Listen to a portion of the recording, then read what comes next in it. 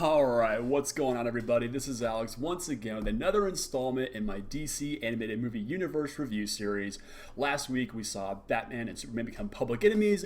This week they're on to an apocalypse with Superman Batman Apocalypse, or as I like to call it, a super misleading title.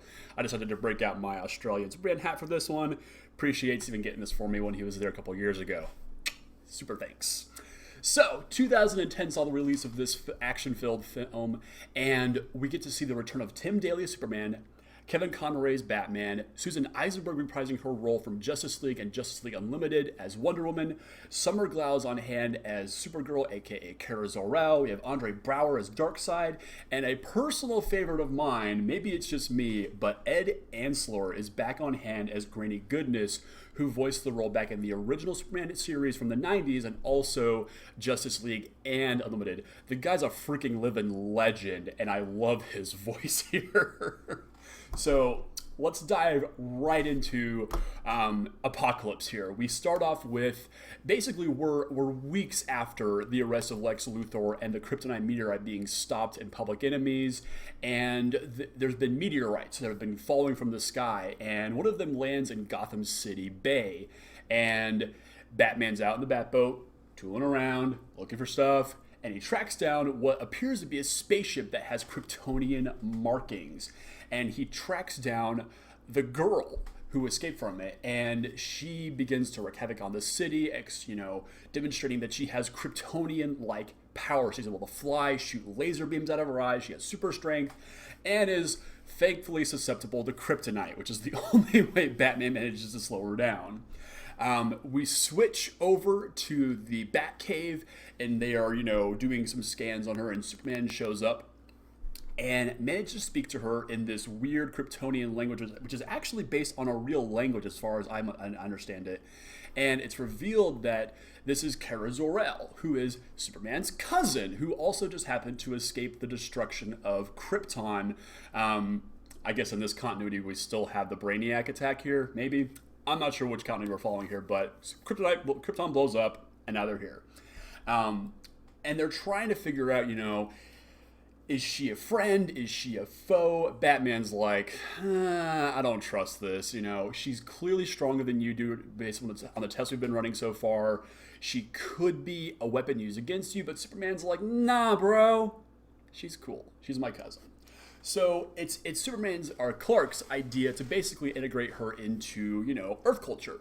And, he takes her out to, kind of figure out how she can be an Earth girl. They go shopping. They, have hot dogs in Metropolis. It's a very, very cool scene. But it's all upended as they're walking home one night. They stop in front of a giant statue of Superman. And Kara really gets a first-hand look of how people view Kal-El, Clark, Superman. They see him as a champion, and she doesn't know if she can really stand up to that. It's at that point that they are ambushed by Wonder Woman and Harbinger, I believe is who backs her up.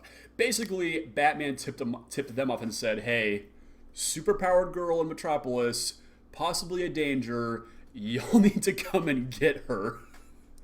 And so they do. Superman's not happy about it, but he's like, all right, just in case, we've seen what her powers are capable of. Let's not have a repeat of this, when there's people around and she possibly hurts somebody. Begrudgingly, he accepts, and they take her to the Mascara, Paradise Island.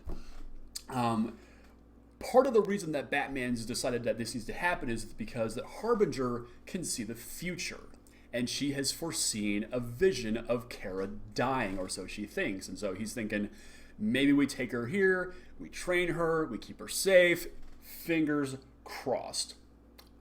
Or so they think. Flash forward a bazillion miles away across the galaxy, and we are on the planet of Apocalypse. This is the home of Darkseid. And he learns of Kara's presence on Earth, and he's like, I'm a badass. I want Kara to lead my Furies, which is basically his sort of, military honor guard, full of a bunch of badass ladies, including Stampa, Guillotina, Mad Harriet, and Lashina. I love the Furies. I love them whenever they show up in the original Superman cartoon, and seeing them here again, all being led by Granny Goodness with that insane Ed Asner voice. I just love it. And so he's like, I want Kara for my honor guard. So flash forward 2 more months. Batman and Superman are checking on Kara on Themyscira. She's been getting trained in Themysciran or Amazonian combat, and she's really, really powerful. They sneak off because, Superman's basically raising hell. He's still not happy. And that's when a horde of Doomsday clones appears on Themyscira and basically lays siege to the island. And Batman, during the course of the fight, realizes that something's not right. It feels like more of a distraction, and so he runs off to the beach, and Superman finishes off the clones of Darkseid with what I can only, figure is his super flare, his solar flare superpower, which we've only seen recently in the comics, but this is basically an overpowered version of his heat vision that's basically just, and it levels the field. It's pretty sweet. It's a pretty sweet scene. They make it to the beach where Kara and her friend Lila were out, actually, just hanging out, and they discovered that it was Lila who got killed in Harbinger's vision. And there's a last-minute vision of Darkseid appearing on the beach and taking Kara away to Apocalypse. And so they're like, all right, the jig's up. We're going to Apocalypse. But of course, it's hard to get to Apocalypse. You just can't zap there. So that's why they go to the home of one Big Barda, who was the original captain of the Furies. There's this great scene where there's basically, white American suburbia where there's kids out playing, people are mowing their lawns, and people are just interacting with each other, just normally. And Batman, Superman, and Wonder Woman show up at this lady's house, and everyone's like, what's going on? And they basically say, Barda, we know you're the only person who could help us get to Apocalypse. You know Darkseid's fortress. You can help us save Kara. And she's like, she's lost, guys. I can't help you from here. She concedes the point, comes out of her room in her, I think, iconic, the big horns, the shoulder pads. Like, it's a super sweet armor that Big Barda actually wears in the comics. And she comes out and she's like, if you guys are going, so am I. And she pulls out a mother box. It's like, if we're going to do this, we do this my way. So they zap off to Apocalypse, which is basically hell. It's full of fire pits and monsters, and it's a really nasty place to live. All the while, Darkseid has been brainwashing Kara, so they're not really sure what to expect when they find her, but their mission is clear. They're going to find Kara and save her and bring her back home. So they split off. Superman's going after Kara and Darkseid. Batman's going off to do something. And Wonder Woman and Barda go off to try and cut off the Furies and Granny Goodness. They all encounter exactly what they're looking for. We get a fantastic fight scene between Barda teaming up with Wonder Woman to fight the Furies, and it's really cool because each of the Furies has sort of their own unique fighting style. Guillotina uses these really cool scissors.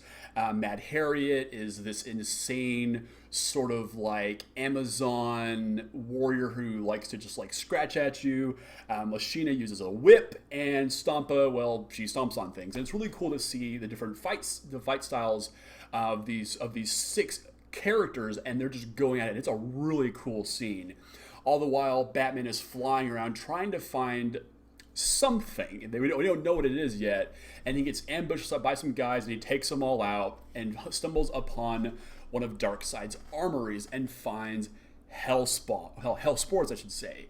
And if you know what these things do, they're capable of turning basically any planet into Apocalypse. It's kind of what Darkseid does as he, reaches across the galaxy, enslaving planets and, bending people to his will. Batman's like, all right, I got a plan. Superman finds Kara and Darkseid, and Darkseid's like, you know what? Cool. If Kara wants to leave, she's more than welcome to. Problem is that she doesn't want to. And at that point, Superman and Kara just beat the crap out of each other. It is a full-on brawl as Superman doesn't want to hurt his cousin, but Kara's just like, I don't care. You tried to convince me that my home was on Earth. Darkseid has shown me the truth, and I need to be here where he wants me to be powerful. He wants me to be all that I can be, and you were going to try and limit me back on Earth. I'm not going to have that. Because there's this push-pull of, what Superman wants Kara to be versus what Kara wants herself to be, and she clearly has no idea versus what Darkseid wants her to be. And Kara is, you can tell that she's very much somewhere in the middle. She doesn't want to be the champion that Superman is, and she doesn't want to be this killing machine that Darkseid is. But there's a middle ground where, and then later on in the film, we kind of realize that maybe she wasn't all, being brainwashed by Darkseid. Maybe that's part of her personality, and that came out when he brainwashed her. But that's beside the point. They beat the crap out of each other, and Batman waltzes up into the throne room and is basically like, let her go. And Darkseid's just like, what? You fool. There's no way that I'm going to let her go. And Batman's just like, what about the Hellspawn? The Hellspore? He's like, what are you talking about? Those are encrypted. You could never. And Batman rattles off some Omega Lambda 6 Epsilon 241. And he's like, I've activated the Hellspores. You let Supergirl go. You let Kara go. You let us leave. And I won't blow up the planet.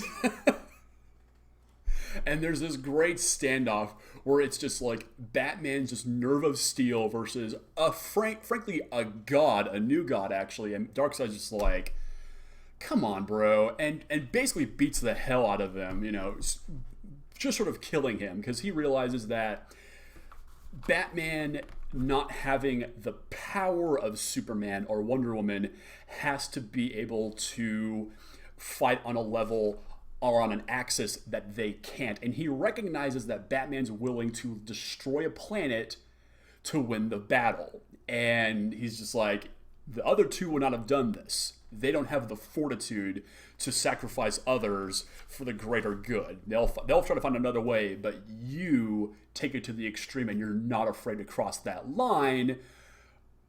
And he calls him on it. He calls his bluff. He's like, yeah, I can't not, run the risk of you possibly actually blowing up my planet. So he's like, fine, go. I will not, lay a finger on Kara henceforth. And at that point, Superman throws Kara back through the window, and he's like, all right, let's get out of here. Barda and Diana show up. They throw Granny Goodness at Darkseid's feet, and they're like, we beat you. We're done.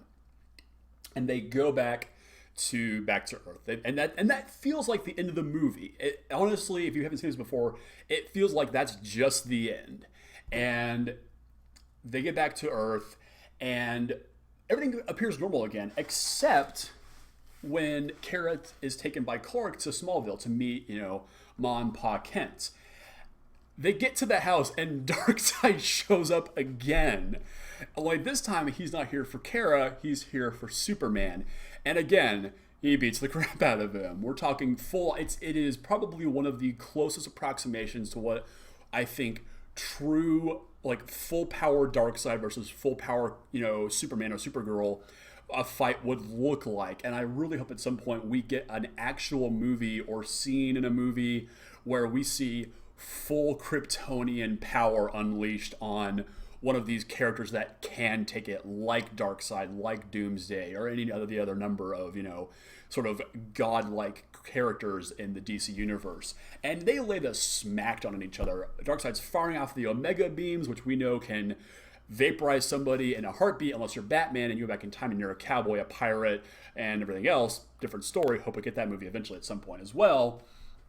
And Kara, swings into the fight using both Kryptonian, the Themysciran, and Apocalyptic fighting techniques to basically lay the smackdown on Darkseid. And it is probably one of the best fight scenes in the entire movie.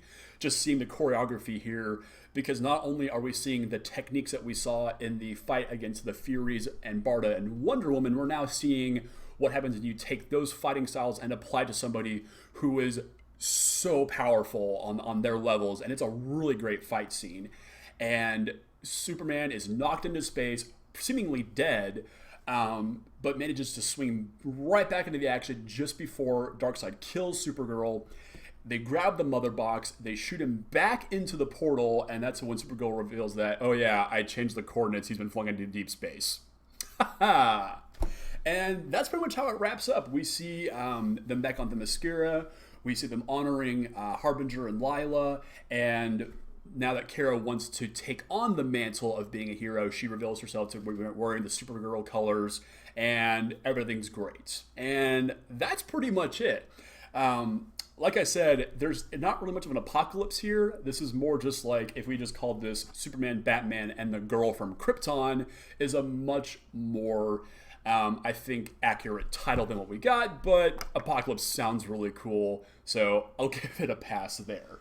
So, what do I like about this movie? There's a lot to like, actually. Again, the voice talent is just fantastic. Getting to hear Conroy and Daly's voices again, Eisenberg as well as Wonder Woman, Summer Glau is a really great Supergirl as well.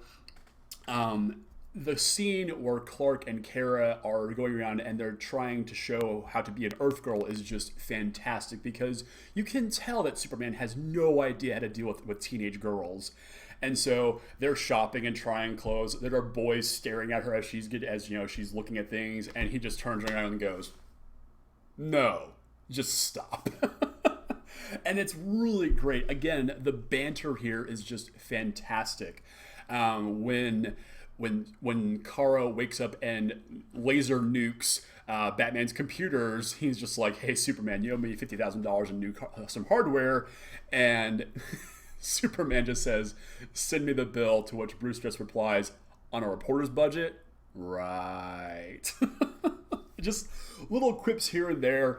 Kara calls Batman grumpy ass to Superman, and it's just little pieces like that again just really drive the differences in these characters home, and like I said, the banter's fantastic. Crypto the Superdog shows up in this for all of like one scene, but it's Crypto the Superdog. It's awesome. Again, getting to see Superman's solar flare power, what I can only assume is a solar flare power to take out the Darkseid clone or the Doomsday clones, is really, really cool. We haven't gotten to see that up until a couple of years ago in the comic books, but it's just him basically using up all of his power level, his solar radiation that he's absorbed, into one just all-ending blast. It's really, really cool. Again, the Trinity showing up to Barda's house, just hysterical. There's a great shot where Barda reveals, her mother box and some other weapons, and we also see Mr. Miracle's suit that she's got hung up in there, which is her husband. I wish he had shown up in a little cameo other than that, but it's a really cool nod to the fans who really know what's kind of going on. Again, the fight choreography is just fantastic. Like I mentioned, the fight against the Furies and Diana and Barda is really great, as is the fight scene against Darkseid and Supergirl and Superman. Just absolutely fantastic. That's one of the things that I think these movies do really well, is just excellent fight choreography, and I will praise that point every time I review one of these. I absolutely love them. And probably my favorite scene in the entire movie is just Batman's standoff against Darkseid. It's no small fact that among the pantheon of the Justice League, most of these heroes are gods or on the level of gods. And then there is Batman, who is just a dude in a suit. And so for him to stand in defiance of a actual god, a new god, Darkseid, just it's amazing just seeing him take the blows and just say, "What are you going to do about it? Are you going to kill me? Are you going to run the risk of killing me and potentially blowing up this entire planet? Or are you going to let this mortal beat you?" And just like that scene right there is just, God, it's so good. It's so good, so impactful. And it's just all those core elements just kind of come together to make a really solid flick. The voice acting, the fight scenes, everything's there. It's a really great, package. Now, that being said, I do have some dislikes. The pacing is a little disjointed. It's a very quick film to just go from the very beginning to Themyscira to Apocalypse. There's a little bit of, seems like there's more story to tell here. Why didn't we get to see the torture of Kara by Darkseid? Maybe it gets a little too dark there. I'm not sure. Maybe we get to see more of Clark and Kara just kind of bonding, because they're very quick to join up. There's no real distrust between them. It's just an immediate trust, and I that's fine. But there's just pacing issues here and there. Andre I can't pronounce his last name. Browder as Darkseid. Um, this is my biggest gripe against this movie. He's got zero presence as Darkseid. There's no menace in his voice.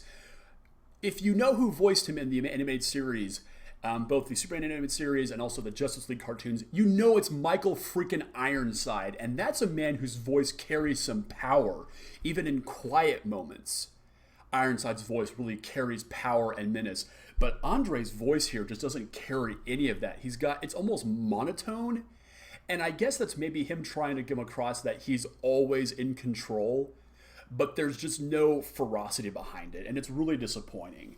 Some of the character designs in this, it changes the art style drastically from what we saw in Public Enemies, but there is an over design aspect to this movie that I'm not a really big fan of. You know, lots of lines on the characters' faces and just different pieces here and there that just kind of clash, and it just makes the characters look a little bit too busy, but not to the point where it doesn't look good anymore. Maybe it's just my personal preference, but I like things to be a little bit more simplified in a lot of cases. You know, look back to the art style of Justice League Unlimited. That's about where I like these things to look, but I give it a pass. It's just a little nitpick I have to make there. The Doomsday Army just seems such the throwaway. You know, why not send an army of parademons? Why did it have to be Doomsday? Like, Doomsday's one, like, obviously he's not that big, he's not that, you know, personality-wise, he's just kind of a monster, but to have, like, an army of them show up, that should have wrecked the whole freaking island, not just the beachfront. And I just have a little bit of an issue there with just, like, the threat of Doomsdays versus everybody else. Like, come on, that's a much bigger threat that deserves a much bigger response, I think. I don't know. And my other big gripe about this, and I'm going to sound a little bit off here. The Furies themselves are designed to be kind of dominatrix-esque, sexy but dangerous, and there's a line that I think they almost cross with their designs that I'm okay with. I'm not okay with what they did with Kara and her, you know, apocalyptian, however you want to say that. The design they gave her, you know, in her dominatrix look, it crossed a line for me simply because she's a hero, and I don't think that they should have represented her that way. Maybe give her more of a twisted version of the Supergirl costume, you know, or put like the apocalypse, you know, symbol on her chest instead of just like this bikini thing going on. Like, I wasn't a fan of it. That's just me. Like, I get it. Sex sells. I will never, you know, not appreciate a well-designed, you know, attractive female character. But there was a line that I really think they crossed with Supergirl, and I guess it's them trying to show that she really was completely, you know, inverted to the sort of the morals that she had before she came to Apocalypse. So, it's just me. But I wasn't a fan of the design there. But for the rest of the most part, the rest of the movie just looks fantastic. Again, these movies just look really, really great. Just little bits and pieces here that I'm just not a huge fan of. But other than that, looks great. So those are my thoughts on Apocalypse. It is a really great movie. We get to just see more of the relationships between these characters, and that's what I like seeing here. Yes, the fight scenes are great.